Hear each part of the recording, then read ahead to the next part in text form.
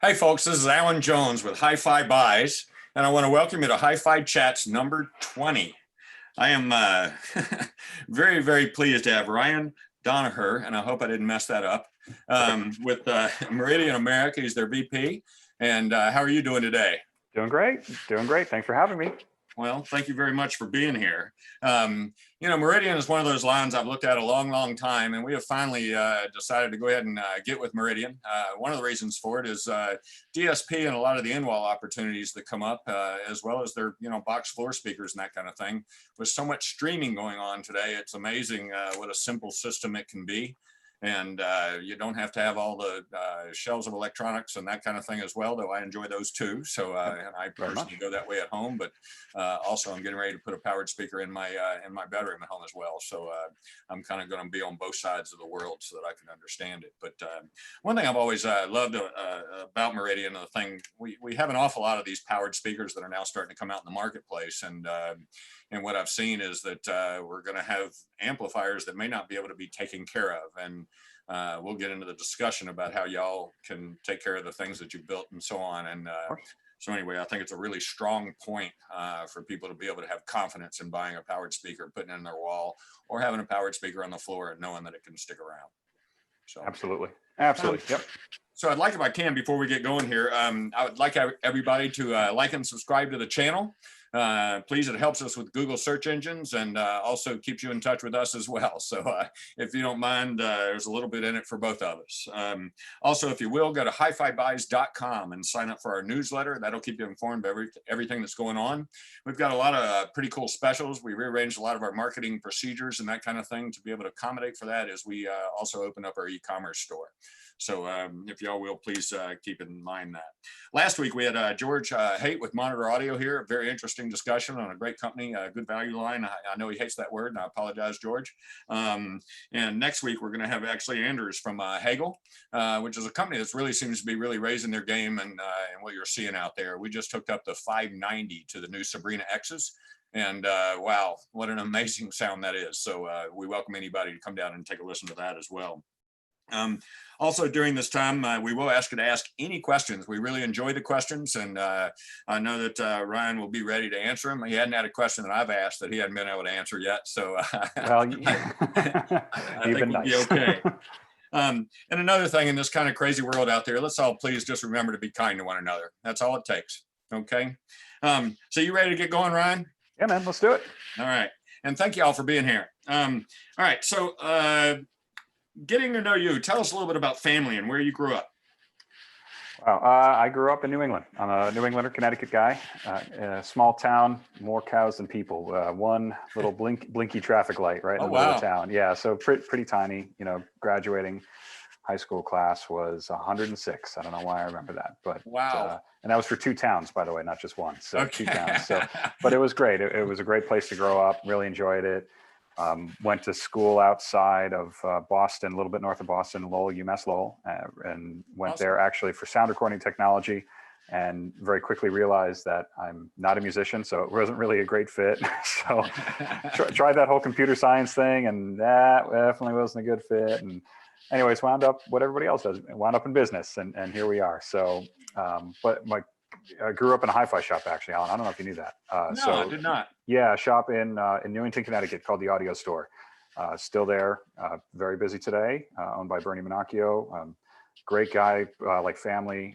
And, I got my job there, first, real job there when I was 16. So the stock boy at a hi-fi store. And that's wow, that's great. I can't tell you how many people were stock boys that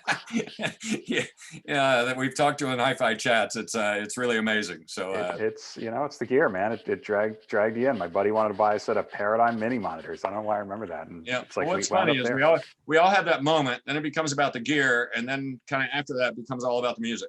Yeah, totally. Yeah. It's kind of weird how we all get into that. And it's a journey. And without the gear, we can't make the music, but we also learn there's a lot more to it than that. Absolutely. It takes great companies. So hobbies, tell us a little bit about your hobbies. Well, right now everything's a little different, right? So my hobby is staying at home. Yeah, staying at home a lot. I mean, we've got a great family, a great situation. Live in Atlanta now. Lived in Miami, Florida for 10 years when my wife was in grad school. And it's really where I got into the business. But the hobbies wise, it's like getting here at home right now with our 3-year-old, it's my time's basically doing sim racing. So I've really gotten into sim racing, a piece of software, iRacing, and basically race competitively online. So Awesome. that's the current hobby. I haven't raced competitively online because I get off the road too much here at the store with our, I forget what we got, at Xbox. I think it's either that or a Sony PlayStation of some kind. But anyway, Chris got that thing hooked up for me and said, here, try this. So I go in there and get lost occasionally. It's fun, man. I tell you, I'm unfortunately getting more and more addicted. So well, racing's a ton of fun. I've done a little bit of SCCA, and it's awesome. been an awful lot of fun. Yeah, And, done a few here at Road Atlanta, Yep. which I love, man. That's a blast. Quite the adrenaline rush. Oh yeah. Yep. I used to take my motorhome when I had one out to turn one and sit out there for Petit Le Mans, and that was we had a golf cart and drove all over the place, and it was a blast, man. Yeah, it's a blast. All right, cool. Absolutely. Good to know. All right. So tell me a little bit about life experiences, things that have had an impact on who you are. We've all had these things, right? I mean, obviously, just personal growing up, had some health issues as a kid, and I think that made a big impact, and on empathy and understanding, and that's a thing that's important, very important part of me. Just obviously getting married, my wonderful wife, she's amazing. Our becoming a father, my 3-year-old. I mean, it's just kind of the normal stuff, right? And it's an amazing journey. So much of my world revolves around my professional life. I've always been a workaholic, and those who know me, know it's like it's what I love doing. I'm very fortunate, right? Like you, it's like I really am passionate and enjoy my work, and then working with customers and my resellers.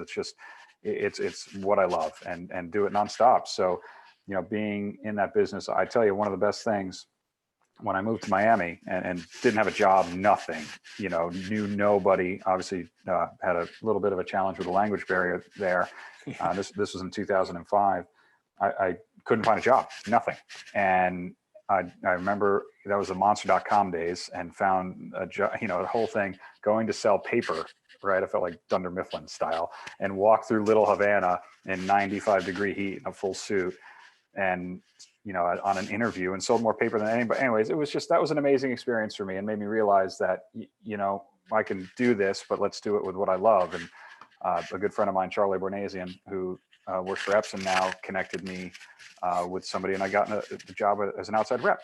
And that was amazing. Probably one of the best experiences of my career, and met some amazing people, and worked with great brands, and worked all through South Florida. I mean, I love it still to this day. That was a great experience. I love doing that.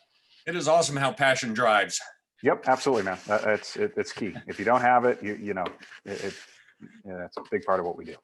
Well, I also find that you can kind of develop passion in anything, but we all have it a little easier than most. And what I love is passion drives people forward. And, when you have the engineers and that kind of thing that are in this industry, and folks that are truly driven, and, what I love about you is that anytime I need something, you're right there always. And, and it's and even when we haven't done business together, you were always there, and it was just a great thing. And I'm just so excited about us hooking up and doing business together. Yeah, man. No, I appreciate that. Yeah, and it's important, right? Because I mean, we're all in this together, right? I mean, we're at the end of the day, we're selling HiFi, right? Selling home stereo. It's not, it's not the end of the world, right? But it's super important, because sometimes it feels that way. Exactly. That's my point. It's like, people are, it's a big investment. People, are expecting great things, and we want to make sure we deliver great products, great experiences. It's all about giving people the goosebumps. Yep. And sometimes part of that equation is, picking up the phone at 9 o'clock at night or 10 o'clock, whatever, just helping people out and making sure they get through the weekend or whatever. It's all about, for me, customer service is number one. And we work very, very hard at that. So it's important. Well, I think that's pretty obvious with the experiences I've had so far. Good. So good. I'll expect that to continue. We hope so. We hope so. It will be good. Don't worry. Yeah, man. I'm careful about the companies I choose, and needless to say, we've been talking a long time, so I'm very, very comfortable with where we're going to go. So great. So I think you already touched on how you got into the business, so we won't go there. But tell us about your first time, kind of going wow, as we all have. Not to sound cheesy, but it was absolutely on the Meridian system. It was in the audio store. They had back room. They had DSP 6000s, which were the reference towers at the time in the late 90s, and DSP 5500 horizontal center. That was, just at the time, massive, right? I mean, people would never, most people don't put that in their homes. And that was it, man. I was hooked. Oh yeah. Oh yeah. Come on. Soundbar. Things like, I mean, it's great. It's like the size of a coffin. I mean, it's massive. Sound refrigerator. Yes, but yeah, exactly what it is. But man, that was the wow moment. And we remember listening to Tower of Power, one of their live albums, right? Like super loud, and it was clear, didn't break up. The bass was it just felt like you were there. I love live music, right? Grew up going to Dave Matthews concerts, whatever, whatever. It sounded like real music. And so I was hooked. So I got hooked on the active speaker bandwagon, very quickly. And we had Lynn. Some of the Lynn stuff was amazing, 5140s. Yep. And we ran those. When we set that system active, it was actually same kind of goosebumps. It was amazing. What was that? You might remember that Indy 500 demo movie, IMAX movie from back in the day. Yes. That Super Speedway. Yes. That was amazing. The sound of that engine ripping and great demo. Goosebumps. Yes. No doubt about it. I can remember it well too. They're on me. Yeah, man. Yeah, no, that was cool. That was super cool. Back to the racing connection there, right? Yeah. Well, right now you'll definitely find love for me for that. So that is awesome. All right. So, by the way, I want to remind everybody, all the music that's mentioned during these HiFi chats, we have a HiFi chats playlist. So anything you mentioned today, we'll be adding to that. Oh, cool. So you end up finding that way we can all be a part of it. Should be a very eclectic mix by the time we get done.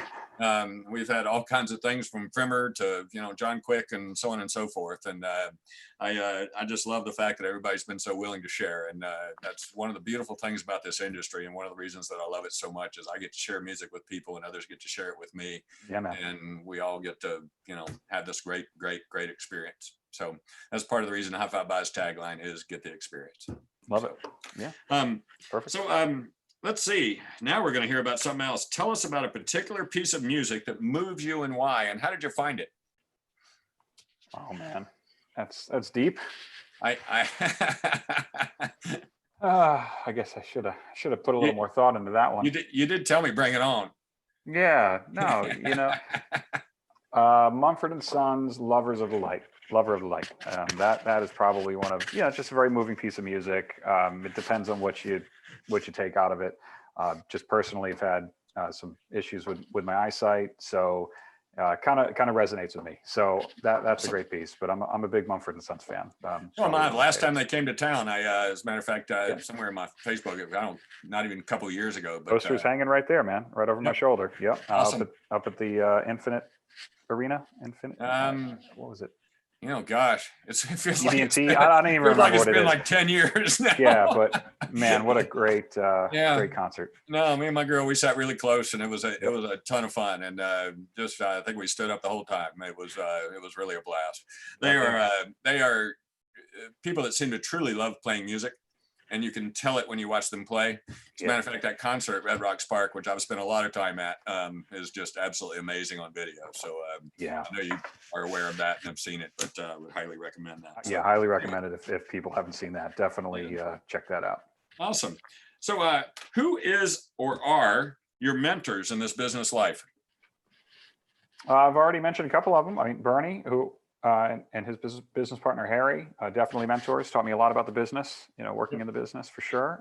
Charlie Bornasian, who was one of the first, vendors, suppliers that I really got to know and has helped me a lot and has coached me a lot over the years.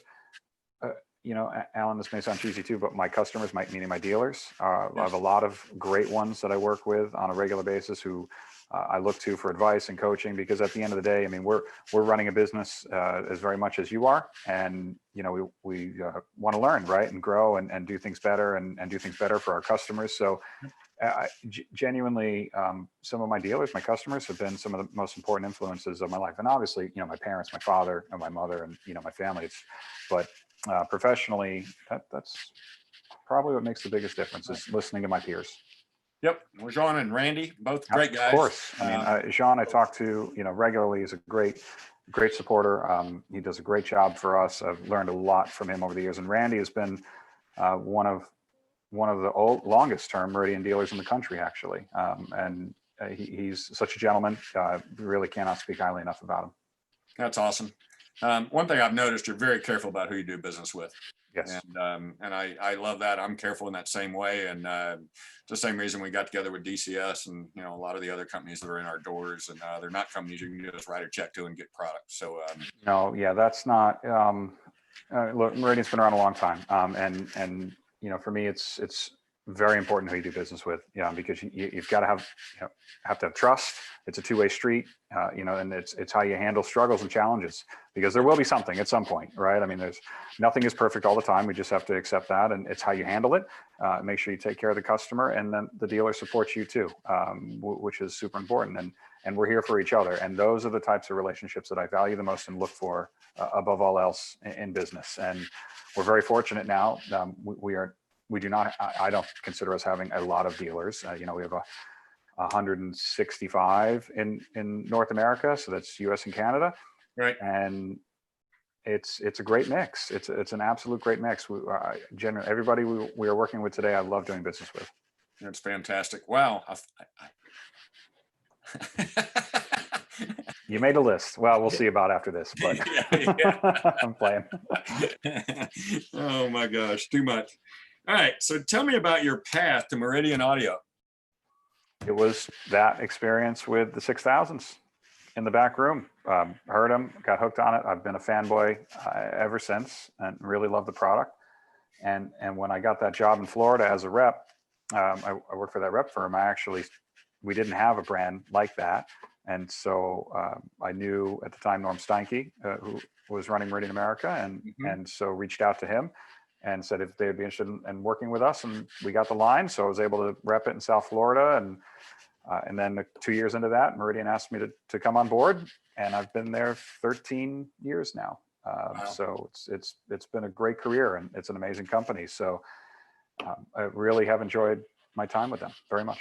You've done a great job. I imagine you'll have many more years with them, and excited about that long-term relationship that we'll have as well. Absolutely. Always base every decision I make on is down the road. Yep. So absolutely. All right. So what are the main reasons Meridian Audio is who they are, not what they are? Because obviously most people know Meridian was founded by Bob Stewart and Alan Boothroyd, and they built products out of passion and basically a belief of a system and simplicity, right? Rather than maybe building stuff that people wanted or asked for, if that makes sense. Mm-hmm. So I think that core belief in the business has really led them down a great path. Obviously there's been some products that haven't been hits, right, over the years, but right. I mean, if you look at the core of what Meridian does, it's been around 43 years. I think that's very impressive. We're still a small business, quote unquote. I guess Meridian is, right? So I mean, I'm part of the team here in America, but I've been worked very closely, obviously, with everybody across the pond, and it's been an amazing journey. So it's that core belief, really. I mean, it comes from Bob and Alan, and looking at systems, and really, you know what, Alan, what it's all about is focusing on playback. That I think that is it, because that's what Bob and Alan always loved, is they looked at the playback. They looked at the content, right? I mean, if you look at the generations of the product, it always followed the content, right? So the originals, like the first product was the M1, right? So it was an active loudspeaker in 1977, and it was about simplicity. Amazing. So taking the boxes, putting them in the speaker. Nobody had done it before. Less stuff. And then CD came along, and Bob had the vision that this is going to be a big deal. Nailed it, and built product based around that format, 1644. So that really took us in a great direction for a long time. And then DVD came out. Power here. Usually, oh, you're back. I cannot believe this did not drop out.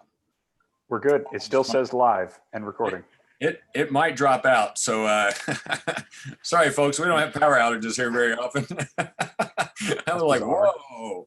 Yeah, that's bizarre too. Nice day. Well, as we learn with electronics, you can have a problem anytime. Anytime, man. Batteries, we recommend big, And it's up uninterruptible to us power and our supplies. manufacturers as to how those things get handled. So Yes, sir. anyway, and yes, good battery backup is good generator is also good. So lots of good ways to take care of that. I don't have one of those on this building, but I know a guy. maybe I need to start looking at it. Everybody's checking on me, make sure we're okay. So Yeah, so I think you guys transferred. I'm the host now. It appears, Okay. which is fine. So however that worked. So now you're in total control. this is going to be fun. You're in my world now. No. Yep. All right. Let's see here. So we've talked a little bit about how Meridian Audio, and I really like that it's focused on playback. In other words, Yep. how does it play? Yep. And what does the customer have to do to use it? Exactly. Yep. And that kind of thing. What does it sound like? What format is appropriate? So on and so forth. And that's kind of the focus I take an awful lot when I work with my customers is, the main thing we want to do is figure out how to get performance and then how to make it easy to use. Yes. And so I do performance first and then the other second, but there's almost with today's world, it's pretty easy to have stuff. You have to have both. It has to be symbiotic. You can't have one without the other, because if the system is difficult to use, people are not going to touch it. Yep. One of the biggest things I see in automation out there a lot is we go into houses and they have a lot of automation and the products that they're automating are not that great. And Yes. So I find that, we kind of miss the opportunity to really do something great for a home and basically relax an atmosphere with quality music. Yep. And so anyway, that's the thing that we always look at first. Okay, before we get into the history of Meridian, I'll give you a moment to think about that while I'm going to go through a little bit of housekeeping. I would like y'all, if you will, to like and subscribe to the channel. And then also, if you will, go to hifibuys.com and sign up for our newsletter. Both those things will kind of keep you in touch with us, also help us on our Google search engines and things along that lines. And we would appreciate your help very much in any of those endeavors. Last week, we had George Haight with Monitor Audio here. Great discussion. And next week, we'll have Anders from Hagel. Music systems. We're very excited about, I actually have not met him and I'm looking forward to that. Also want to, if you will, HiFi Chats playlist. We will be adding the music that was discussed today and we'll be going from there. It was Cool Your Tower of Power. So we'll see if we can get that in there as well. This is HiFi Chats number 20 with Ryan Donahue from Meridian Audio. And let's just remember, with all this craziness out there, to just be kind to one another. That is all it takes. Okay. So let's get back into Meridian and tell us a little bit about the history of Meridian. I know they started in the 70s and carry on. 1977, Cambridge, UK. So tiny little corner office, literally right in downtown by the university. Bob and Alan founded the business based on a passion for music and that shared idea that systems were too complicated, actually, right? And that was Alan's real big push, was that things needed to be easier to use, less buttons, easier, more natural human interaction. And that belief obviously still carries through the company today, echoes in the products we sell today, and it's done well. So yeah, 1977, world's first active loudspeaker. 1983, MCD Pro, Meridian MCD Pro is world's first high-performance CD player, is adopted by a lot of studios. I mean, focused on playback. It was very highly regarded at the time as, the best, obviously the first and best sounding CD player. For me, the real exciting stuff happened in the late 80s. 1989 was the world's first digital loudspeaker. So with a DAC inside the speaker. 91 was the first DSP active loudspeaker. So that's when, the concept of putting a computer in a speaker in 1991. I mean, think about the computers that we had at the time, right? So pretty wild. And for them, it was all about focusing, we were talking earlier, just about the playback, right? The source, right? And that was CD. So you could have just a CD player, digital into the speaker. There's no loss converting to analog or analog cables. And then you can use DSP to further enhance the performance of the product when it gets in the speaker. So that was obviously very big. And in 94, Meridian 565 was the world's first digital surround sound controller. So another big one. And then you get into the 2000s, we launched 800 series and G series. And in 2008, we did the world's first 4K residential projection system in 2008. So, 12 years ago, it was a $225,000, kind of a big one. I mean, we did F80 was the world's first high performance tabletop radio in 2005. First outboard HDMI switching and pull audio off appropriately. Anyways, we've done a lot of great stuff over the years. Meridian's really pushed the boundaries and come up with some very creative things. But the thing, Alan, just very sorry to go on here, but it's like the thing I want to make sure that people know, it's like Meridian is all about product. We build beautiful product. It's hand built in the factory in Cambridge, England. There's a lot of passion behind that. The people who work in our factory, you see it. You see it in the products that come out. But there's also a lot of, Meridian behind the scenes, a lot of engineering, there's a lot of R&D, a lot of study into psychoacoustics. So the reason why we build products is because of psychoacoustics, not just because of the what. And the software behind the scenes. I mean, people don't know this, but Meridian created the world's first lossless audio codec, commercially available. That was MLP, and that was back in the mid-90s. That went on to be the standard for DVD audio. Got Meridian to seat at the DVD forum, and then that standard was also adopted by Dolby for Blu-ray with Dolby True HD. So if you hear Dolby True HD, you're actually listening to Meridian MLP, and so obviously pretty popular. Meridian has a technology called MHR, which is a digital audio encryption link. It's what works and makes it possible for the really high quality link between the loudspeakers and components. Mm-hmm. And then obviously that led into MQA. So it's pretty interesting how that content has driven the hardware, right? And so MQA's development actually furthered development of hardware. So we found that Bob and his team, Richard, found that the speakers had to get better, right? And we needed to use beryllium tweeters versus aluminum, and better amps and better DACs. In fact, so it's fascinating how it all works. And for us, it's just it's an honest product, right? I mean, we're building things to focus around the current playback and have it perform at a very high level. I just think amazing amount of vision. Yeah, very much. When you think about that, the powered speaker world is, moving in that direction. And here you've been at it since the 70s. Yeah, I mean, we always used to joke, right? It's great to be the only one on your island. but sometimes, that kind of stinks too, because we've done very well. Obviously, Meridian's born and rooted from HiFi, right? And passionate about two-channel music playback. And you know what? Probably the number one thing I get all the time is people assume that because they're quote unquote digital speakers, they have digital amplifiers. And that is not the case. Now, to be fair, some products absolutely use digital amps in today's age, have gotten so good. In fact, the new amps in our in-wall, our architectural line, our Class M electronic platform is actually, for me, it was a major performance leap. So took an existing platform and had it perform at such higher level. That was a big jump. So digital amps have come a long way. But if you look at our traditional freestanding product, like DSP 8000, for example, right? The reference, that uses 5 traditional Class AB amplifiers in it. You know what I've been, I think, most impressed with is that, as we do custom install, meaning these in-wall products, you wind up with really long speaker lines. And so with your product being powered, we basically have virtually no speaker wire. And basically a Cat5 signal or Cat6 signal that's being sent. That's I guess the MHR. That's exactly right. Yeah, it is MHR, right? But we chose to use an RJ45 connection for flat out for your convenience, because obviously as an integrator, as somebody who sells and installs technology in people's homes, you're very familiar with a Cat5 connection. So for us, it was very easy, and we run a single category 5. It can be 6. It really should be shielded. That's very important. So a shielded cable, and we move 2 channels of digital audio, so both the left and the right channel, and then we move Meridian communication. We move RS-232 and IR. I believe it or not, even simple infrared communication, so that can come from the speaker and go back to the electronics.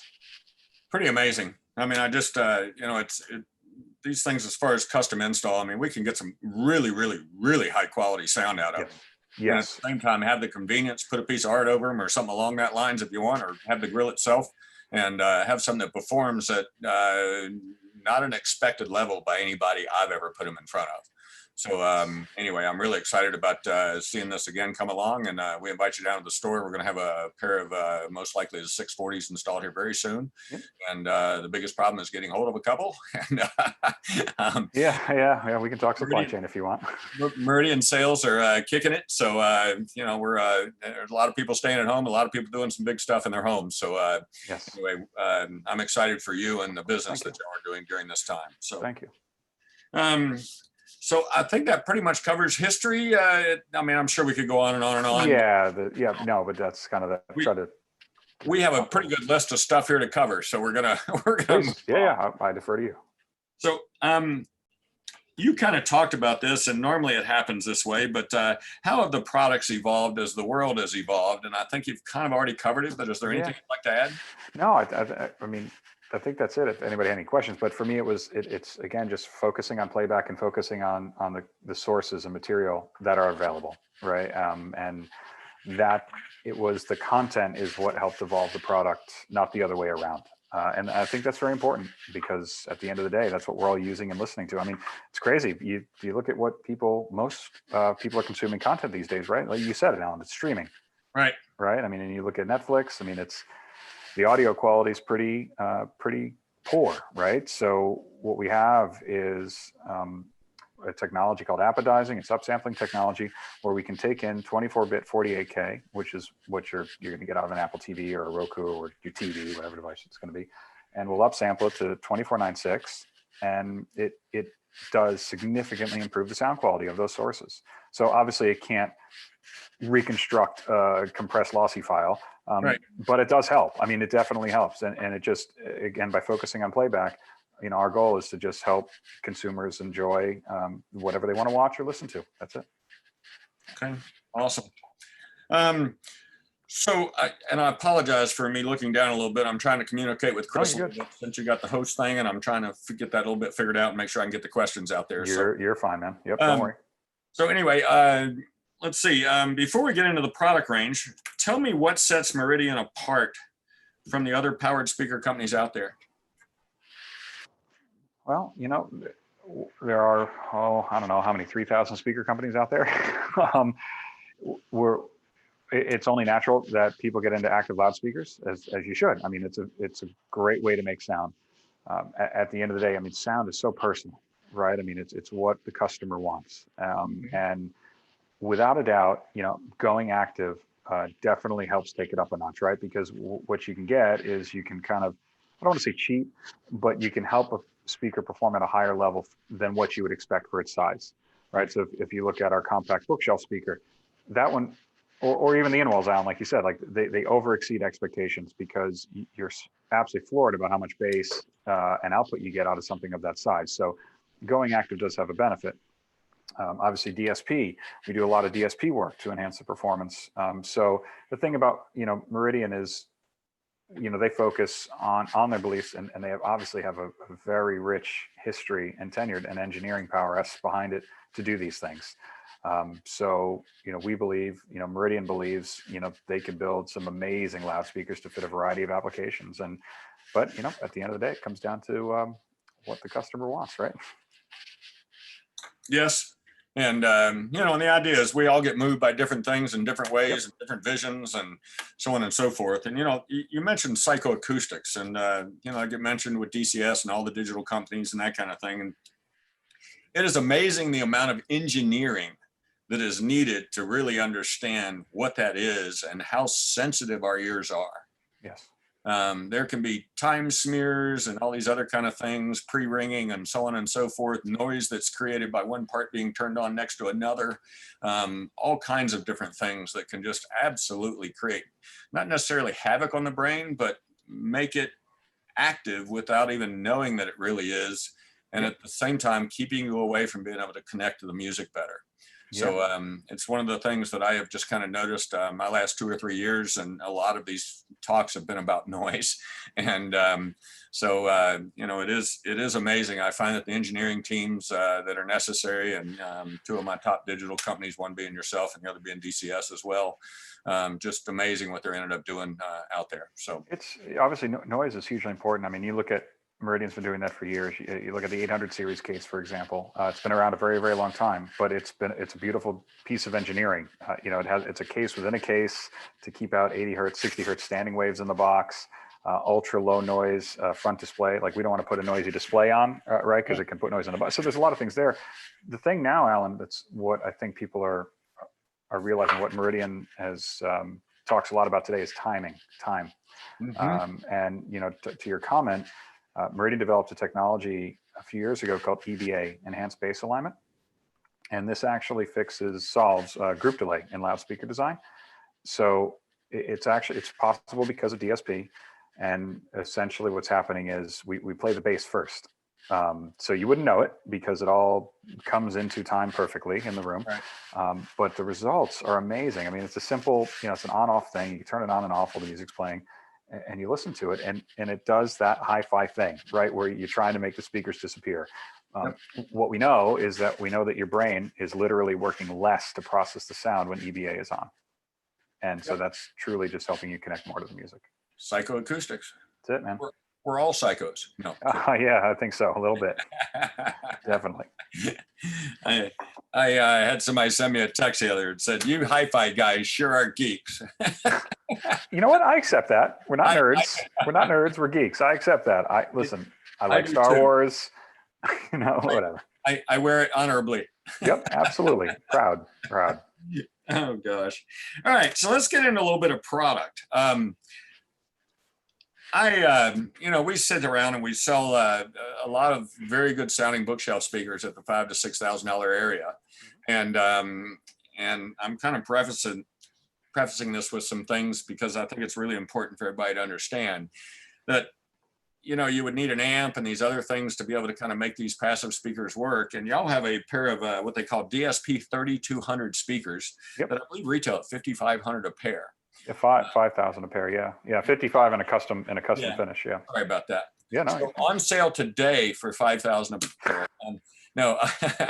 So Ryan, tell us a little bit about those and how long they've been out. I know, some of the other speakers above the line, we've gone into an SE version. Yep. And I wasn't sure where this sat in there, and I'm learning a little bit here today, so I sure would appreciate you filling me in. And sure. As well. Yeah, 3200 is actually a very popular product for us. So it is, as you said, a digital active loudspeaker, compact. So it's a two-way design. What's unique about it is that is in a category product where we use a wideband drive unit, not a tweeter.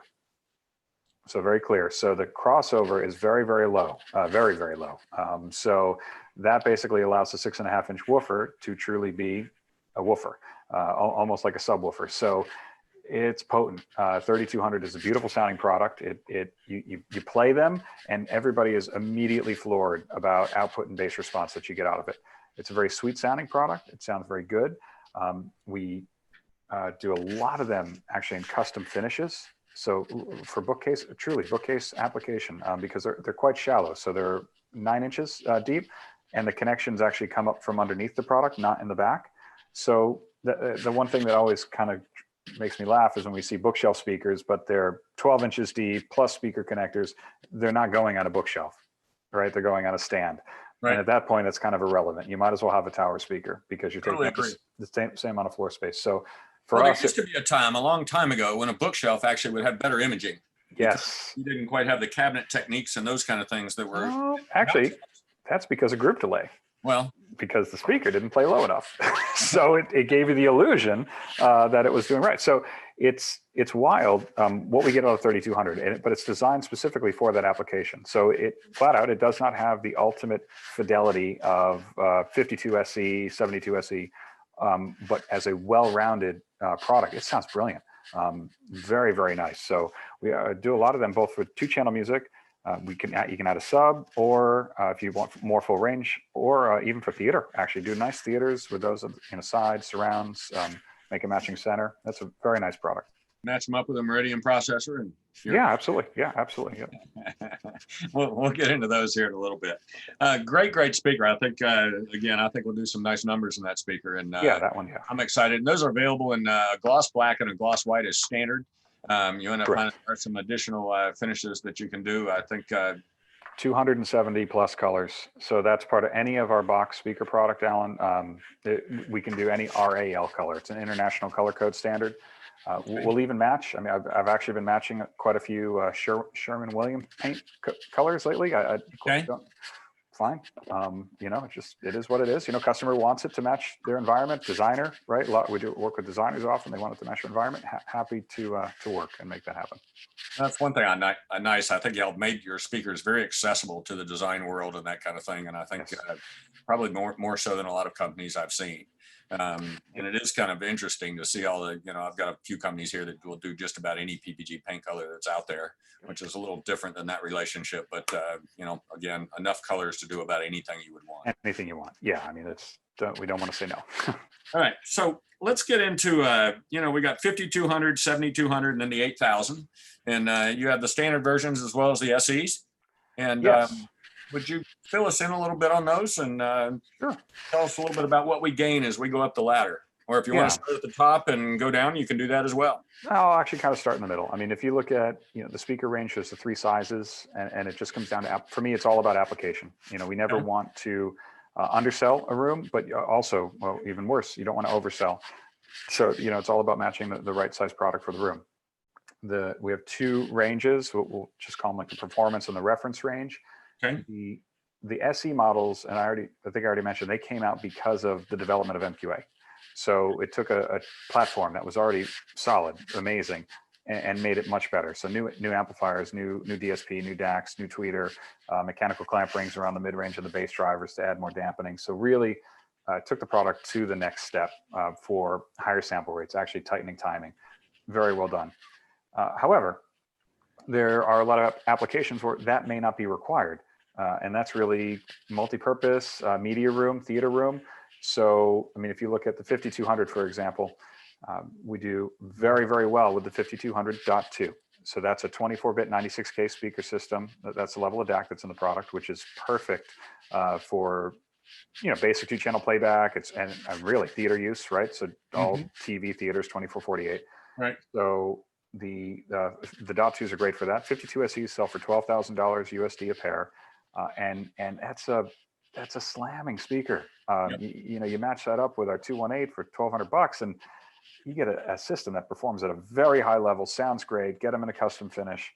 That's the way to go. The SEs are another $8,000, but that just really takes the performance up sonically. So the output's the same, the bass performance is the same in terms of output, but overall fidelity is far improved, greatly improved. So if you put those side by side, you'd hear that in no time. Oh no, yeah, no, like that, okay. Instant, yeah, instant. That is, if you're into it, you know, and very openly, it's just if we have a client who wants great sound but isn't necessarily chasing the numbers or isn't necessarily, you know, really all that interested in ultra high res music, that's why we make those products. I mean, but the truth is, Alan, we sell the only model in that range here in the U.S. that we sell the most of is the 52.2. So once you get up into the 7 series and the 8 series, I would say 99.9% of the time it's SEs. Well, by going that extra level up in the speakers, they're already committed and really that's kind of it. Yeah. I want another level, so why not go ahead and get the next level? Yes. Yep. Now, in the case of a theater, we actually do a lot of 8,000 theaters. So we've been doing quite a few where the 8,000s are going behind screens now because there's new screen technology, the material that's not a detriment anymore. So if you put 3 8,000s vertically behind a screen, if it's just theater use, the .2s are actually a really smart decision because obviously, times 3, that's a big number. So that I can absolutely say, hey, that's the right choice for that application. But even still, I mean, we actually have a theater we're working on in Utah right now. That's 3 8,000 SEs behind a screen. You know, client just wants the best performance. Okay, absolutely, that's what you should get. That's awesome, and I think you answered a question for everyone. Will you sell it in each? And the answer yes. Is oh yeah, no, absolutely. No, so the best sounding center speakers should be vertical, not horizontal. Correct. You know, horizontal is a compromise. We do have some beautiful horizontal speakers, and if you actually looked at them, the 5200 is your traditional tweeter mid-range array, you know, horizontally, but it's voiced and tuned specifically for that application. The 7200 horizontal is a beast. Like we talked that giant thing. Yes. It's funny if you look at the driver array, it's very sporadic. It's not symmetrical at all, and that's for that performance of that orientation. Makes a big difference. But if we'd ever have a choice, a vertical speaker performs better. It's natural dispersion. So much of what we do right now is 3 walls behind the screen. That's obviously that same kind of orientation. Yep. So for our guests out there that may be trying to build their own theaters or anything along that lines, is it really important to have the screen really close to the drivers when you do that? I mean, as far as having speakers behind the screen? So I can help you here. Part of what I do daily is I run Meridian America, which is an independent business. So I am going to give a little plug here if you don't mind, but I also distribute a brand called Display Technologies, also out of the UK. So we met them solely because of this. So I've always sold against putting speakers behind screens because, it's basically like putting a veil over the product. So we sold, speakers out in the room, center speaker below the screen. That's what we pushed. Now with their material is actually a knitted fabric. I mean, Alan, it's basically like it measures better than speaker grill cloth. It's amazing. And it's with other materials like vinyls, you have to put the speaker back from it. Otherwise you get comb filtering issues. With this, the speaker actually, you want it as close as possible, obviously measuring Vmax of the drive units so that the drive unit just doesn't touch the screen. But that is ultimate performance. There's no sonic degradation whatsoever. It gives you that beautiful sound stage, even though the speakers are behind the screen. So that's what we designed for today. It's an amazing result. Well, I have no problem with the plug at all. I mean, right is right. Yeah, it works. I mean, for us, because people want, it's like follow what the customer wants, follow what design is looking for, right? So it's a lot of bigger screens. Our theater in the UK used to be a 16:9 tiny thing, right? That's out, put in a 15-foot wide side mast screen, right? And it's floor to ceiling, wall to wall. It's immersive. It's an amazing experience. So that's what we want to do. And unfortunately, you cannot do that when the speakers are in the room. Correct. So. Correct. Yeah, it is amazing when you get that wall to wall screen. It definitely has an impact on the brain. Oh yeah. Yeah, it's something that sticks with you a little bit. Oh yeah, it's amazing. I love it. Actually, speaking of that, there's a facility here in town that if any of our customers want to go listen to and hear what a Meridian theater is, we can arrange that through Ryan. There's a good dealer in town that they've worked with to be able to set this up. And so anyway, that's available. Yep. And we appreciate the opportunity to do that as well. And, absolutely. Okay. So something that I have always been concerned about, and I mentioned this kind of in the very beginning of this conversation, is about powered speakers. And we're going to see so many powered speakers coming to the marketplace, and already are. And one of my biggest worries is as you get up in the dollars about having the ability for a company to either protect its amplifiers, repair its amplifiers, anything along that lines. We live in a world of electronics. We're going to have an occasional issue or two.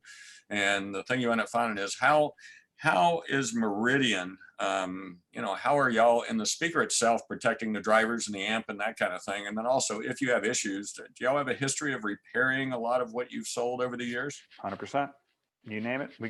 So that's amazing. We're just very fortunate that we work with a service company here in Atlanta.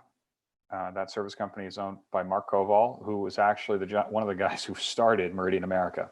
Wow. So he's been around. So him and Jason Baker have been working and repairing Meridian product combined. I mean, their experience, sorry guys, over 50 years. I mean, but they can fix everything. I mean, you name it, they can fix it. And that's, for me, that's a big deal, right? Because, when we ask a client to make this level of investment, it's an investment, right? And they want to own it for a long time. They can still fix loudspeakers from the 80s. And I mean, all this is repairable. So the thing about Meridian is they build everything in-house, right? I mean, all the circuit boards are done in-house. So that's super important. So we can get boards, we can fix things, they can fix things, they can fix the surface mount stuff. It's all doable. The only challenge, two things, ROM drives. So older, as we get it now into older CD players. Everybody's having that issue. I mean, it's everybody. I mean, Meridian was unique. We actually used DVD ROM drives in the CD players for that reason, even back then. I mean, we wrote custom firmware for them, super wild, but it's just not sustainable. And so customers need to be aware of that. We do have supply of drives, so it should be very clear. That's not like we have a problem. The 808 was our hallmark signature CD player forever. It was recently discontinued. And it's just the unfortunate reality of, that product, those drives are, I hate to say it, but they're just going away. The other challenge are tweeters on older product. So DSP 420, DSP 33, M33. Those are 3 products. Those are the only ones. The tweeters do not exist anymore. But Mark and Jason can actually modify and fit a different tweeter in that to keep it going. So that is so awesome. What a commitment. Yeah, I mean, if that's the thing, man. I mean, we take a lot of pride in that stuff. It's great. So the one point I was really kind of trying to make there, and I think you made it beautifully, is that you can have faith in investing in Meridian, especially within their powered speaker line and actually anywhere else in it. And know that they can actually take care of it. And what's nice is that being in Atlanta, we have the service center right here. And I also got Ryan right here. So, if I got to call him, I can. He does call me back. Yeah, 100%. Yeah, we're here. Unless I'm on a Zoom. Yeah, I mean, Yes. my phone's blowing up. So, and by the way, I have it recorded. Yeah, no, that's fine. That's fine. No, listen, that's what it's here for. So listen, I have complete faith in that, or I have to tell you, I wouldn't do it. Yep. I am, again, just extraordinarily cautious about making sure that I don't send my customers down the river. Yes. You have to, because it's your reputation. I mean, that's the most important thing. That's, super valuable to you. And it's same for us. It's just like us picking the right dealers, us, making the right product. That reputation is everything. Yep, absolutely. My watch is telling me to stand. Get up and exercise. I need one of those. It would go off too much. All right, so we've gone through the matching centers and that kind of thing. We've talked about the amplifiers. So let's get into MQA briefly. I know most people know what it is. That isn't going to be, I know that's not your company, but it is or was kind of part of your company. And so tell us a little bit about MQA and why it's there. Sure, I'm very fortunate. I mean, that was technology that was created at Meridian by Bob Stewart and his team. So obviously that was, what was that? 7 years ago or so? Honestly, time flies.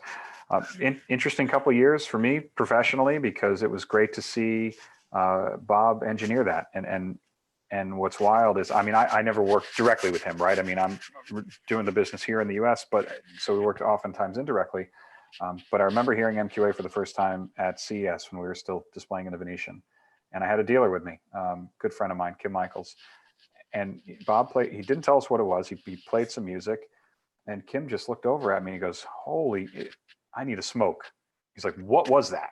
That was, and it was totally different. You can tell something was just different, and it's the same gear we've been used to forever, right? So it was special. I mean, it's a technology that was born.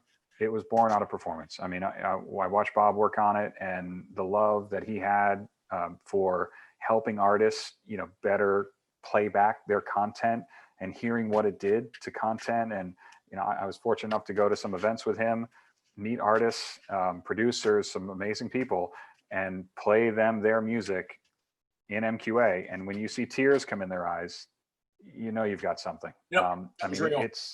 it's real. So MQA is, frankly speaking, their potential is enormous. I think that they've got something really special there, because it gives us everything we're asking for. It gives us the performance with the convenience. I mean, I could stream it to my cell phone. Yep. And it's just, that's mind blowing to me. So we should be so fortunate that something like this exists. I know there's a lot of people get into the arguments, and it gets a little political about, is it lossy, lossless? No, it is 100% lossless. It's right.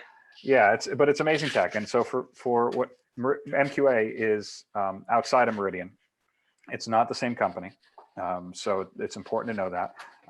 Meridian is a licensee of MQA technology, because we believe that it enhances playback for our customer systems. So absolutely, I'm a huge proponent of it. Obviously, whatever the customer wants to play back is great. PCM high res still sounds fantastic, right? Even CD quality material, we can make sound at a very high level. So it just comes down to what the customers want. But MQA, great tech, love it a lot. Fantastic. Do all your products play MQA? Yes, of course they do. So yeah, no, of course. Now not everybody knows that. I'm just trying to make sure we're all informed. 100%. Full disclosure, depends on the playback level, depends on the product. So if you talk about loudspeakers, SE are full renderers. So they'll render sample rates, up to 352 beyond, right? So very high sample rate decks. The .2s are limited to MQA only at 96K. So that's important to know. So if you're really passionate about unlocking best performance, that's where we get into SE. In-walls are all 96K. So it's just a function of performance, and form. So all the hardware wise though, the electronics, so 218, 818 are all decoders and renderers. Obviously we make the Ultra DAC, which is a really amazing sounding D to A, full decode and renderer MQA product, plus DSD and everything else under the sun, but really brilliant sounding product. So yeah, that everything we do. That's awesome. That's absolutely awesome. All right. I'm going to take just a moment and do a little housekeeping. Then we're going to get into the powered in-wall and in-ceiling speakers. And which, again, I have a fairly large installation we're looking at doing here soon. And I'm really excited about doing that. And if I will, I could like to ask y'all out there to like and subscribe to our channel out there. Honestly, it helps us with the Google search engines and those kind of things. So that's full disclosure. It also keeps you informed. So there's a little bit of something for both of us out there. Also, if you will go to hifibuys.com and sign up to our newsletter. We send out a newsletter about once a week. Occasionally, if we have something big going on, it'll be a second one during the week and that kind of thing as well. So that'll keep you informed.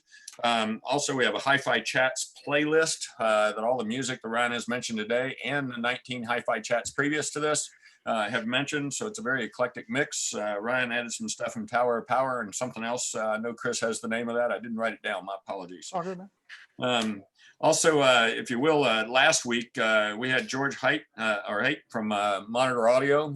Great discussion on a great line of speakers. And you end up finding next week we will have Andrews from Hagel. That is also a new line for us. Very excited about them. Again, we hooked that up to their 590, which is a pretty hefty amp, up to the Sabrina X's earlier today. And wow, it did some beautiful things on it. So we're excited about that as a combination. But this is HiFi Chats number 20. I have Ryan Donahue. I always worry about messing that up. I'm a Jones, so I mean, I just it's all good, man. Right. It's all good. Good Irish name, no problem. Whatever. I'll respond.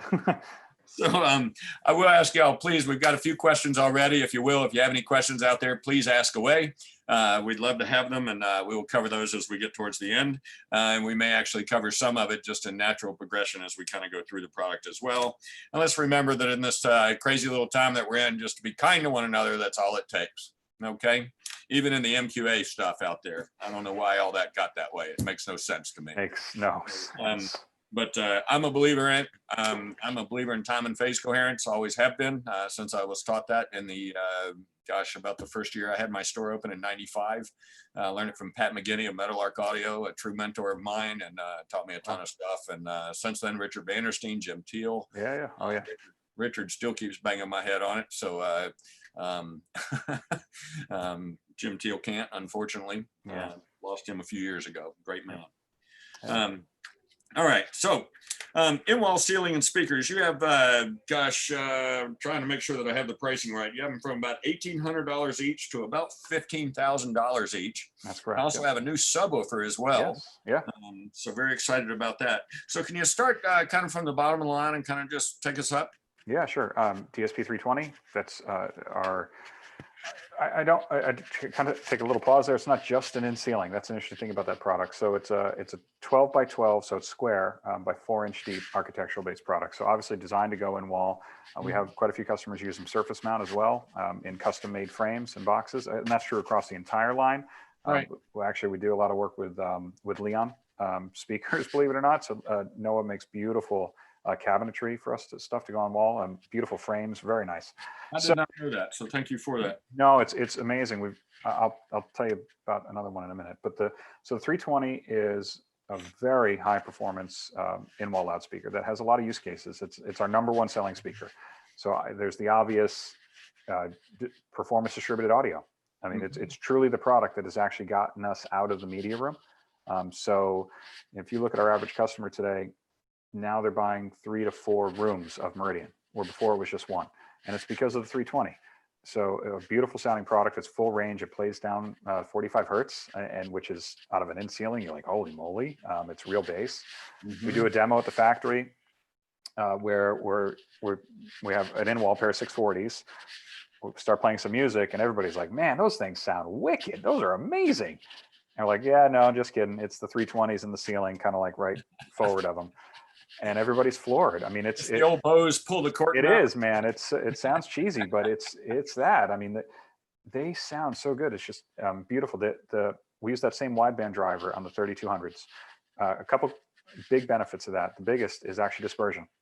So, which is really important for an in-wall, an architectural product. Absolutely. So if you have them in the ceiling and you have them in front of you, the sound stage that gets projected down actually sounds very level into the room. It's amazing. So worth a demonstration.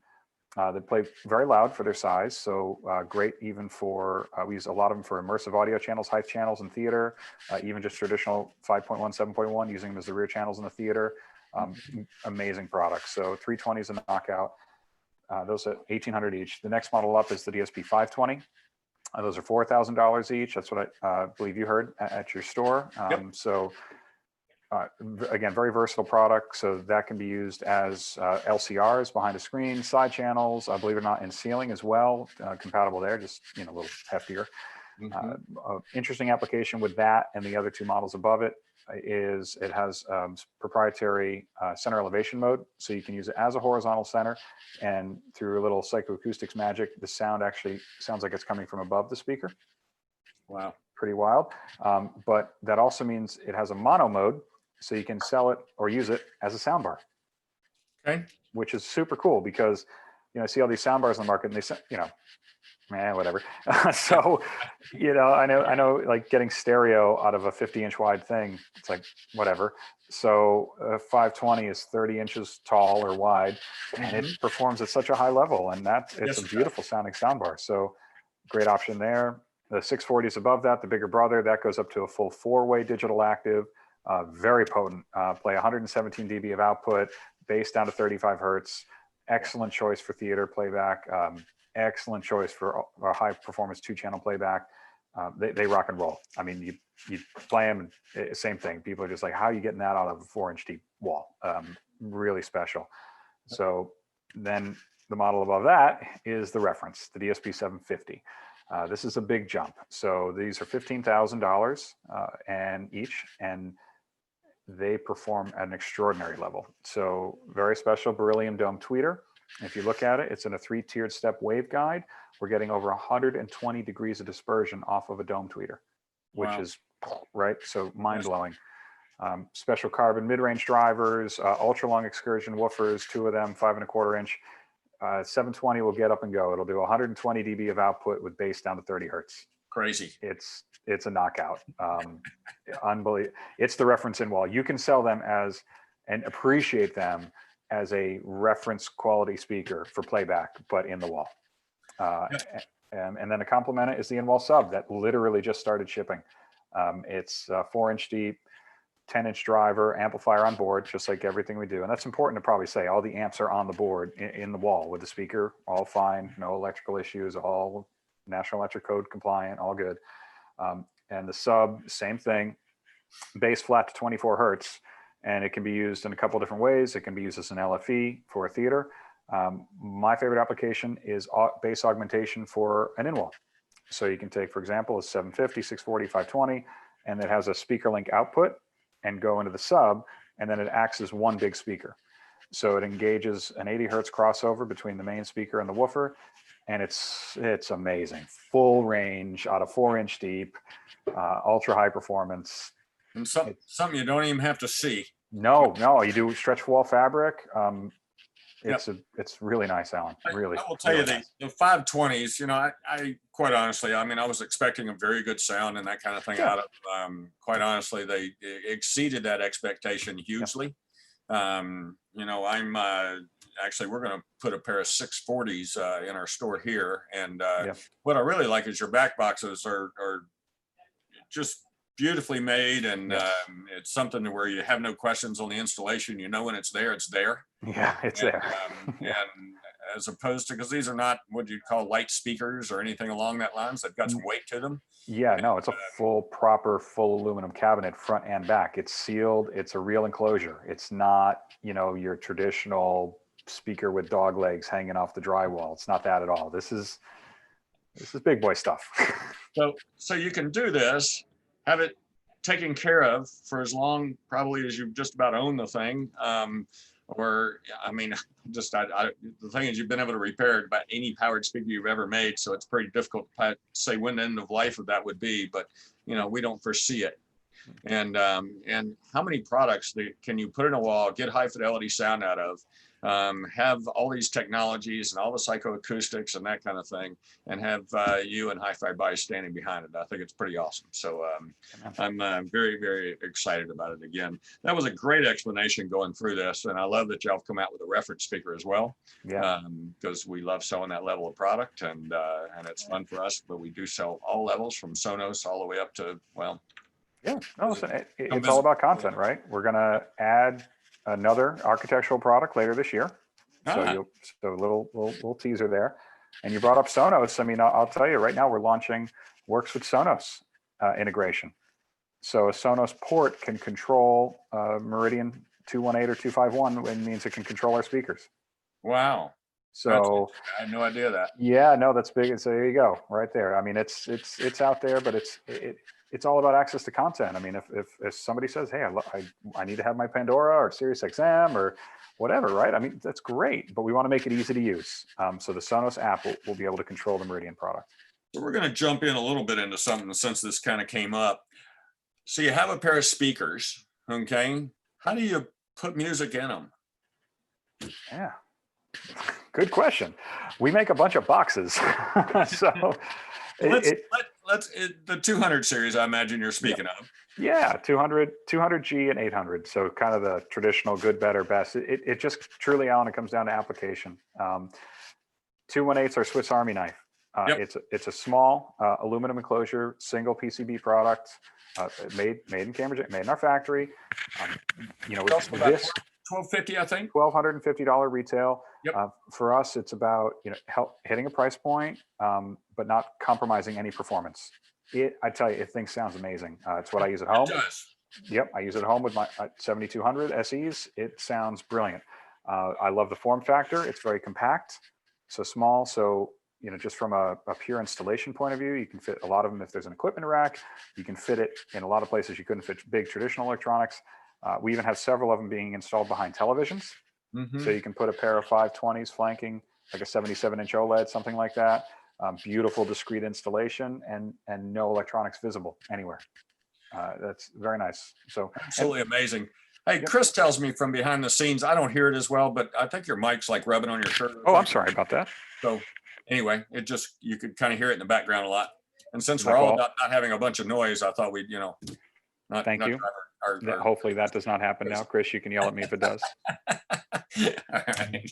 Sorry about that. No. But anyway, so let's talk a little bit about Roon integration and that kind of thing. Do y'all have your own app that runs these things, or? Yes. So we have one from a sense of control. So we have an iOS app that can control 218, 251, 800 series. So that's all fine and dandy. It's actually a really nice tool, more so for our dealers, because you can go out and you can get a system up and running very quickly, efficiently, make very quick DSP adjustments. Very nice. If the customer wants it, absolutely have at it. And I use it at home, believe it or not, for my outdoor audio. Because I use 251s to drive my outdoor speakers, very nice. The Roon is a big part of us essentially as a culture, because the Roon team came from Sulus. Meridian acquired Sulus back in 2008. So 218, 251 all have integrated Roon streaming. 818, 861, all integrated Roon streaming. That is our own protocol. So it's our own network streaming protocol. It's very robust. It works very, very well and reliable. And the benefit is that it's full two-way. So if you hit play on Roon, the product's going to turn on automatically. The volume control inside of Roon controls our volume natively. There's no, wishy-washy stuff going on. It's discrete volume control. And there's even an off button, so you can turn the stuff off from Roon. So Not just it's pause. not just pause. Exactly right. So, I mean, it works great. I mean, truthfully, I mean, my wife loves it. She uses it all the time, makes music happen in every zone of the house. So can you get, like you have living room and then you have, kitchen, can you get those to play in sync? Absolutely. Yeah. So, so this is where this is important for people to understand. So if it's Meridian hardware, they will you can sync and they group, they sync, you can do whatever you want. Discrete volume control, one global volume control, that's no problem. We do also make a product called the 210. That is a Roon ready endpoint. So Roon ready means it's Roon's protocol. If you cannot group a 218 with a Sonos Playbar or with a Blue Sound Node or something like that, right? Because it's different streaming protocols. Right. If you have things that are all Roon ready, you have some compatibility there. So if a client wanted to mix and match different hardware, great. My advice would be get a 210, use the Roon ready protocol, and then you use that in conjunction with a 218, a 251, or you run it into our products. So it comes down to application. Okay. We had a couple of questions along that. We may get a little bit into those specific questions as we get there. So Jeff C, just hang on to your hat there. All right. So I love the fact that you have, Roon enabled and that kind of thing within this, or I should say Roon ready, and then also your own software that is run by Roon. The thing that I just think it's some of the best software we've seen out there. Yeah. I know with Sulus, I remember when it came out, it's the best box in the world, best software in the world, and always impressed by that. It was a great acquisition by Meridian. So let's get a little bit into the electronics here.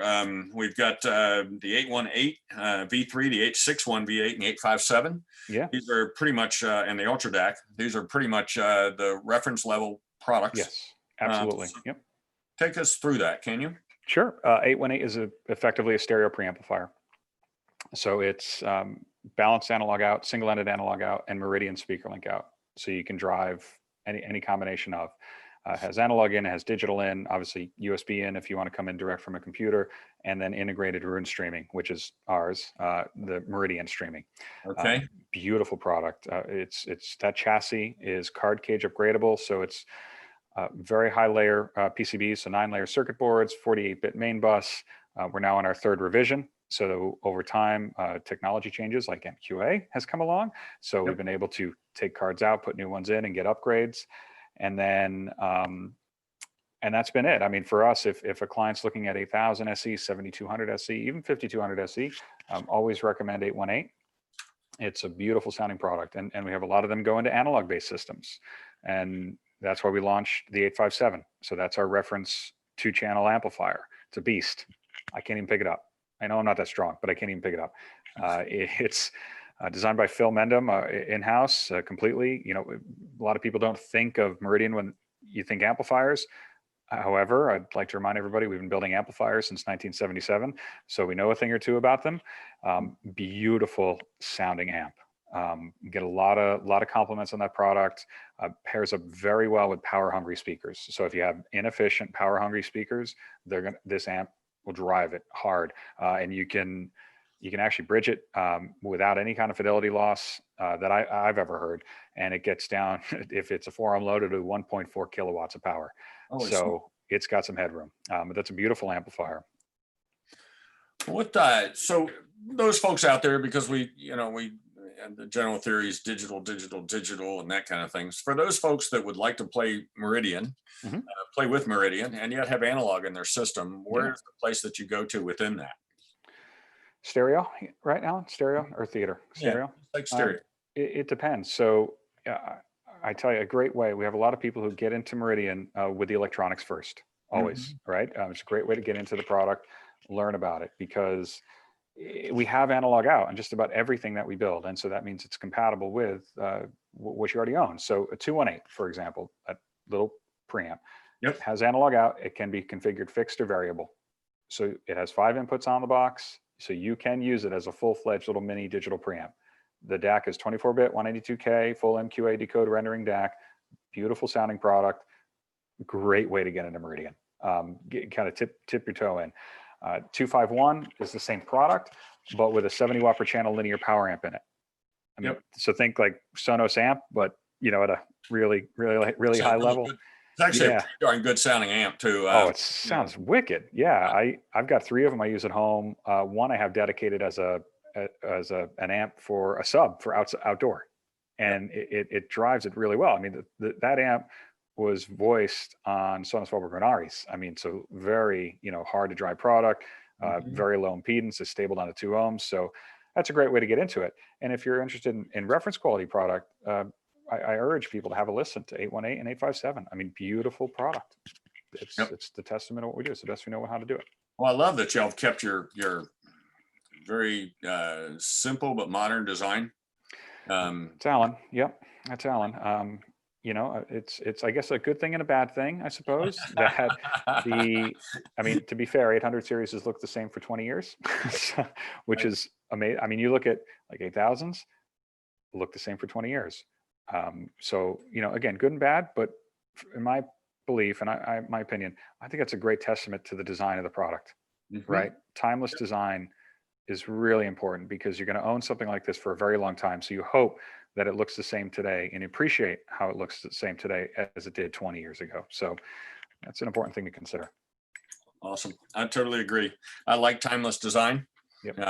Always believed that, and it's amazing in today's world that you can't just make something that sounds good. It has to be an actual aesthetically proper looking product. Absolutely. Your speakers have certainly done that for some time, and I don't think those designs have changed that much in No.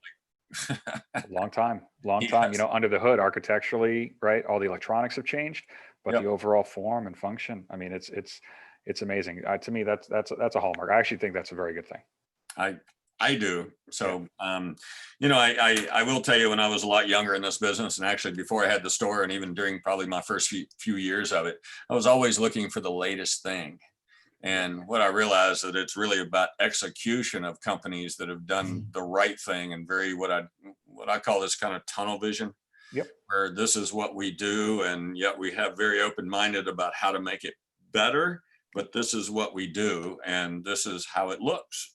Yep. And so it's funny that when you see an automobile maker and they change their design wildly, all of a sudden everybody hates it, Yep. and then after a couple of years everybody loves it.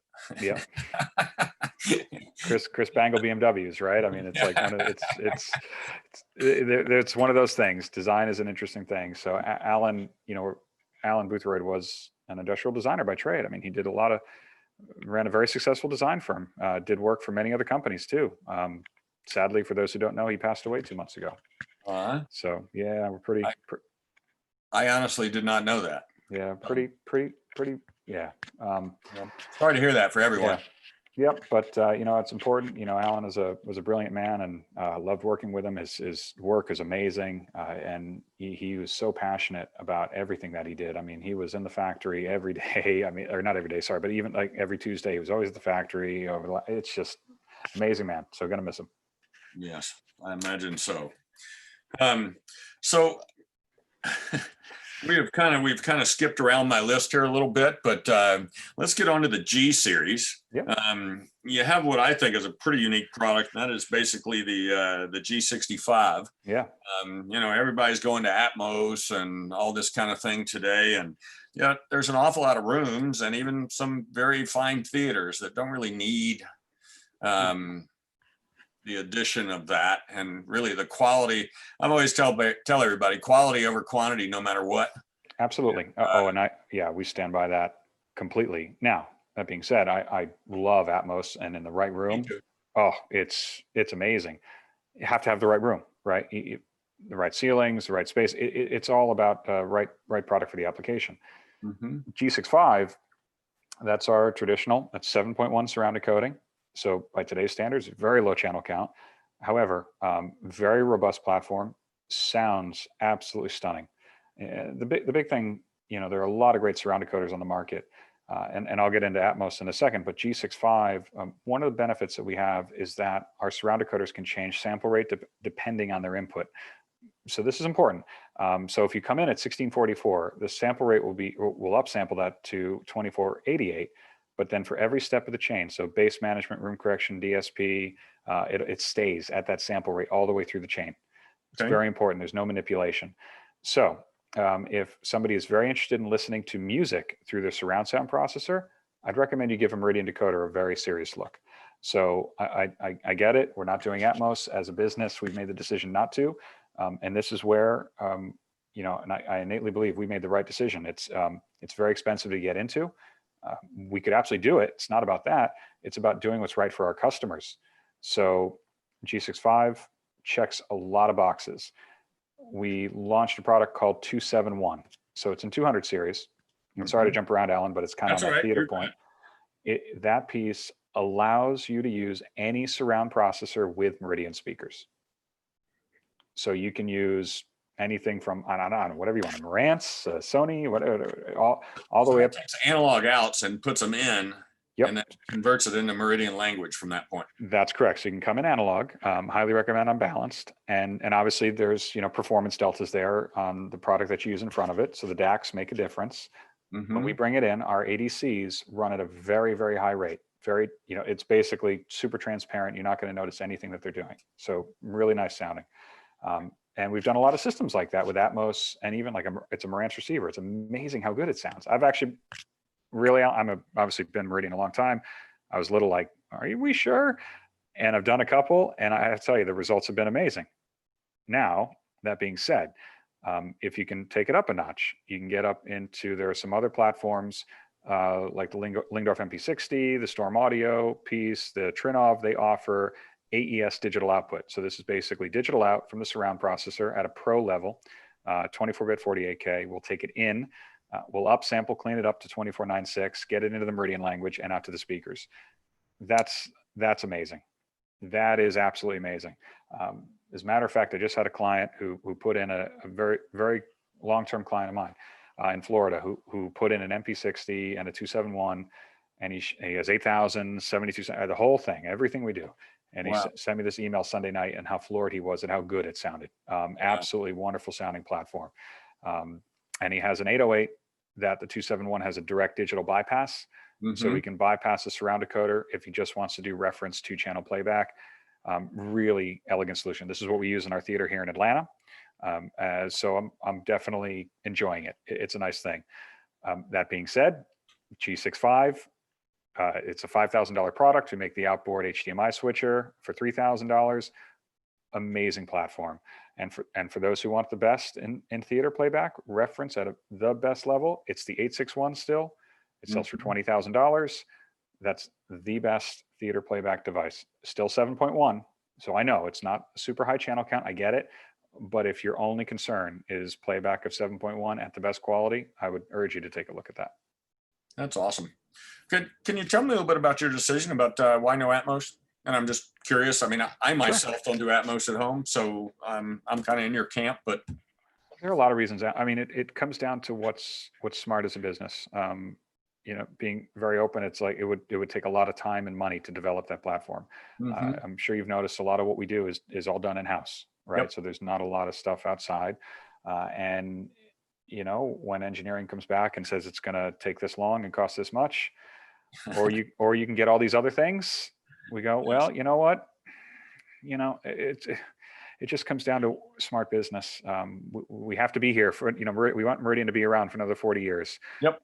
And we want to sell and offer good, reliable products. And, you know, too, the other thing, HDMI is a real joy to work with. So I remember when HDMI first came around, I just never will forget the amount of issues that all of us had. I mean, every dealer in the country. Every manufacturer in the country, there really wasn't a standard, and almost today it's kind of hard to even say there's a standard. Yeah, constantly kind of jumping a little bit, and it's gotten good. I mean, to be fair, like the HDMI 2.0, HDCP 2.2 has been very good. I mean, the 4K stuff at this point has gotten really solid, reliable. I'm sure something's going to come out next year that's just going to throw a monkey wrench in the whole thing, but you know, it's nice, and that platform's great. So for us, it's just, again, it's focusing on playback, right? So if the customer says they want a high channel count theater at a very high level and they want, you know, great, we'd love to work with you. We've got great solutions to do that. So that's what it's all about. Awesome. Well, I think again, what I like is that kind of tunnel vision. This is what we do, and this is what we do extremely well. Let's do it better than everyone else. Yeah, we try. So it's kind of like I've stayed in audio, and everybody told me in the 90s when I opened my store that I needed to be in theater and do theater and do theater and do theater, and we do great theaters. But finding our specialty is sound, Yeah, that's cool, man. and what I always tell everybody is, you can have a teeny little TV and great sound, and it'll just make you sit at the edge of your seat, or you can have a big TV and poor sound, and you're probably going to sit back in your seat and fall asleep. It's 100%. I mean, for us, and because we get involved in so much stuff these days too, outside of just the sound, right? I mean, it's the sum of the experience. Yep. One of the best theaters. I had a very fortunate trip last year to Belgium, and got to go to Barco's, their HQ wow. in Belgium, and they make a projector called a Thor, and it's cost $350,000. The thing is, you're like, what the heck? It's a 6P RGB laser. So I'm like, okay, what the heck? So we get in the theater, we sit down, and we watched 4K DCI material, so proper real cinema material, high frame rate, 3D, HDR with no light loss.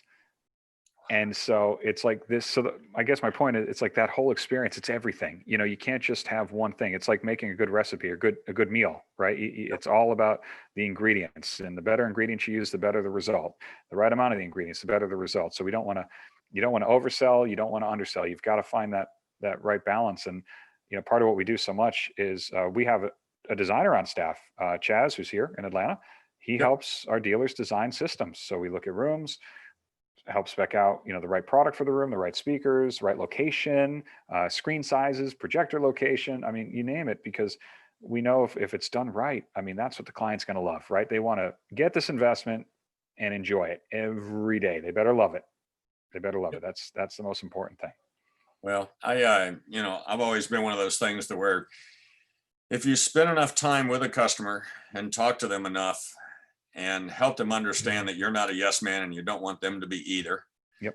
Sometimes that's a hard statement to get across, but it is one of those things to where we want to help one another to achieve end results that are just basically a glory and a win for everyone. Yep. So that's what we always focus on.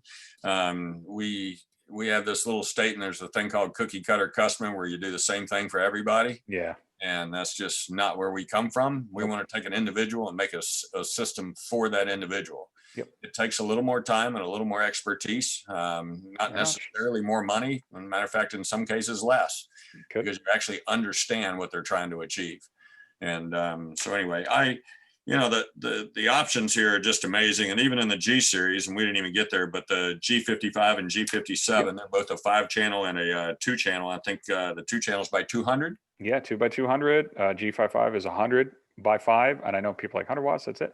No. That's a real. I joke. It's like the British, big 5.0 V8 Jaguar Land Rover engine. Like, that's a real 100 watts, man. That twin linear power supplies in the front of that G55. The interesting thing about those amps is they're only 13.5 inches deep. Wow. And that right there is actually a really big thing that people go, oh, wow. Okay. You mean I could fit it on my shelf? And again, the speaker wire can come in straight from the back with no issue. So beautiful sounding product, great amps. So it's just one of those things people don't think, right? So it's exposure, that we do it. A lot of times we sell G55 for rear channels, so if a customer is buying Meridian LCRs up front, maybe we can't get power or data to the back. There's already speaker wire. Right. G65 and a G55 is a great match, great combo. Awesome. It's amazing how you can put all these pieces together in so many different ways. And, I'm starting to wake up to that a little bit. And so it's kind of exciting. Think of all the different ways that we can do things. Yeah, that's it. Yep, totally. I love the tool chest. It's a good one. All right. So tell me a little bit about, I know y'all have many patents. You want to share a couple of them with us that, oh, you're kind of asking the wrong guy. I couldn't. I mean, I know, frankly speaking, like EBA was a technology that we were awarded patents on. The technology inside of the Ultra DAC, the hierarchical converter technology, that we've been awarded patents on. Obviously, MHR was a big one. So Meridian's been awarded many, many patents over the years. And look, at the end of the day, these are great, and they're there to protect your property and whatever. But for us, it it really is about the technology that's come as a result, I guess, to better improve the product. I guess that's really what's important, right? Because that's what the clients interact with. They don't interact with patents. So, Agreed. so having the technology really helps us build exceptional products. Well, I think when you think about it, I mean, how many other companies started in powered speakers back when you did, and then started in DSP back when you did? And Crazy, right? I don't know who's sitting in that same world. So anyway, I've always had a lot of admiration for Meridian. I've got a couple of good folks. I know Jim Kershaw, who repped him for a long time, is a big fan. If Jim, you're watching out there, that's kudos to you. You've always spoken very, very highly of him. And always, yeah, he's a gentleman. Yep, absolutely. He's been around Meridian a long time. Yes. So in this crazy world right now, how have you had to adjust your workflow? Spent a lot of time in this room. You have gotten out a little though. No, not really. Okay. No, so it's wild, man. Like my life used to revolve around Delta Jets, Hilton hotels. So I love to travel. Yes, I do. I love to travel for sure, and I definitely love to travel, and I love seeing my customers. I'm a social guy. I mean, it's genuine when I see you, and it's always and I always get something great from the conversation. That's the goal, man. It's just, and even if it's not about work stuff, it's just about connecting. And so like, I love traveling. So for me, it was usually about 100+ nights a year in hotels. I earned my Hilton Diamond for Life status last year. That was exciting. So wow, 1,000 nights in Hilton hotels and 10 years of consecutive Diamond status. So I got a very nice gift in the mail, and I was like, I don't know if I should be happy about this or slightly terrified. So that was interesting. But travel's always been a big part, because obviously what we sell usually should be experienced, right? Yep. And so a lot of demos, educate our customers, educate our dealers the best we can. We work with some of the finest independent reps in the business, no question. I've got the best, and making sure they're up and comfortable with the product so they can then help the dealers, help the customers. So travel is a key part of what we do. Obviously that's been disrupted. I haven't been anywhere outside of my little local neighborhood here. And actually your store on Wednesday, that was a first. Yep. Since March 9th. That's what I was going to say. I know you've been out. That, honestly, Alan, that was first, man. I mean, I haven't been out March 9th. That we've been home. We have a little over 3-year-old, and I've got some autoimmune stuff. I just don't want to risk it. So I've been home. But the point is everything is now revolved around this. Yep. I'm having meetings, we get up in the morning, I'm having meetings with the folks in the UK, with the team at Display Technologies, other suppliers. And then I'm having meetings here in the States and LA, and I actually had a meeting with a guy in Alaska. That was a first. So it's amazing that I can be so many places and be home. I may not be wearing pants right now. I don't know. So I'm playing. I am. We'll start a new program called HiFi Briefs. Yeah. I love it. Actually, that is coming around, believe it or not. Kind of do. It's a little play on some words, but anyway, excited about that. And the one thing I've kind of found through all of this is that all the Zoom meetings and that kind of thing. I started a men's group with my church just this past Thursday, and that starts at 7:30 in the morning. And by 10 that morning, I had been in 3 Zoom meetings already and had 2 more to do. Yep. And when I'll finish this one today, I have another one at 4. So and I started at I guess 9 this morning with my management group. So anyway, it's amazing. Well, you guys don't want to hear all that, so let's get to some questions. So again, if you have any questions, please bring them on. We're gonna ask Jeff C. And Jeff, thank you very much for joining us. What is the Roon endpoint status of your products? Are they Roon ready and can be grouped with other Roon endpoints?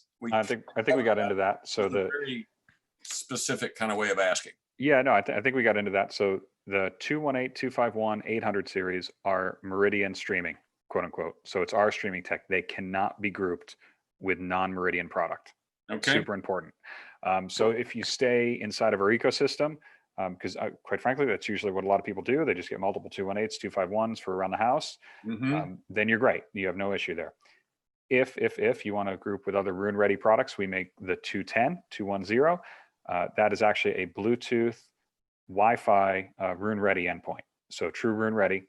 and that has a Meridian speaker link out. So it's an RJ45 output that you can then connect to 218, 251, whatever you want. It even has traditional digital coax out if you want to drive anything under the sun. Okay. So I hope that explains it. For 1250 too, folks. Yes, also for 1250. Yes. Okay.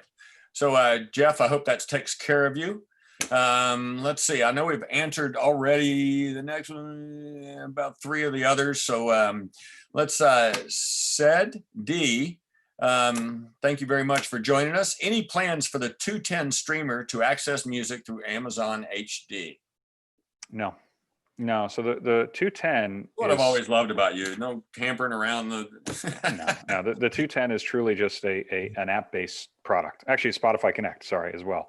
So it's designed to work with your phone or with Roon for playback. So really, I mean, not to put pressure on them, that's a question you should be asking Roon. Okay. So fair enough. You should ask them. When are you going to have Amazon on your? Yep, on Roon, right? That's the right person to ask. The other thing is, you can look at something. Honestly, like Sonos, right? So now we've announced and I know they're not going to check the HD performance for you. I'm sorry about that, but having their catalog and the Sonos integration with 218, 251, that's a very nice solution. So I get it. It's not going to be bit perfect 24/96, but at least you're getting some access to content, which is super important. So let's get behind Roon adding Amazon HD. Yes. Sorry guys.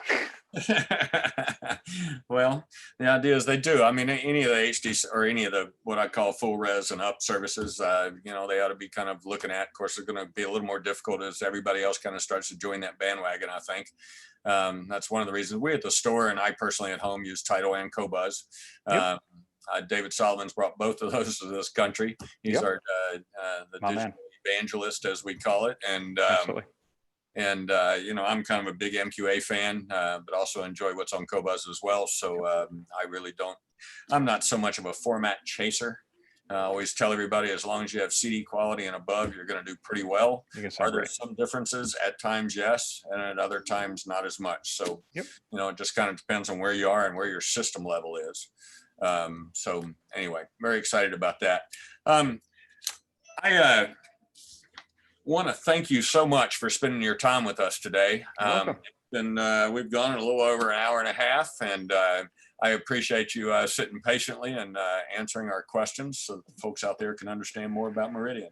My pleasure. I hope I didn't ramble too much. I mean, it's this is a lot of fun. I mean, don't really get to do this all this much. Used to going to, our customers or dealers and then doing events with our dealers, right? And having not done one of those all year, it feels a little weird. So this is super cool, man. I love it.